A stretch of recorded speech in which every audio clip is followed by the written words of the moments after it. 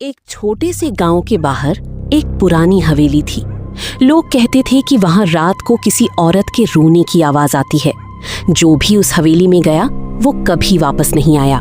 गांव वाले उस जगह को काली हवेली कहते थे। लेकिन एक दिन शहर से आया 17 साल का लड़का अर्जुन इन बातों पर विश्वास नहीं करता था। उसने अपने दोस्तों से कहा, आज रात मैं उस हवेली में जाकर दिखाऊंगा कि वहां कोई भूत नहीं है। रात के 12 बजे अर्जुन हाथ में टॉर्च लेकर हवेली के सामने पहुंचा।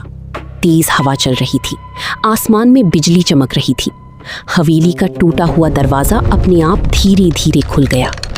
अर्जुन डरते हुए अंदर चला गया। अंदर हर तरफ धूल थी, दीवारों पर अजीब निशान बने हुए थे।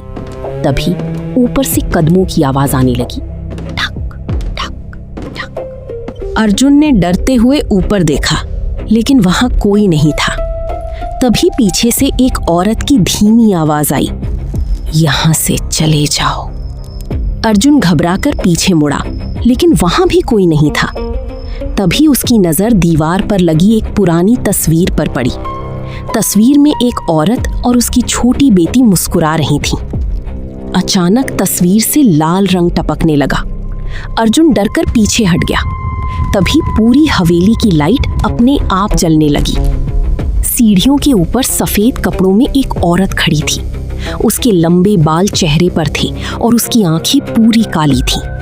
वो धीरे धीरे अर्जुन की तरफ आने लगी। अर्जुन भागने लगा, लेकिन हवेली का दरवाजा बंद हो चुका था।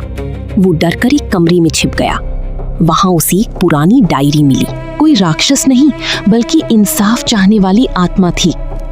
तभी वो आत्मा उसके सामने आ गई, लेकिन इस बार उसकी आंखों में गुस्सा नहीं बल्कि आंसू थे। उसने धीमी आवाज में कहा, मुझे इंसाफ चाहिए। अर्जुन ने डरते हुए कहा, मैं आपकी मदद करूंगा। अगले दिन अर्जुन गांव के सबसे बूढ़े आदमी के पास गया।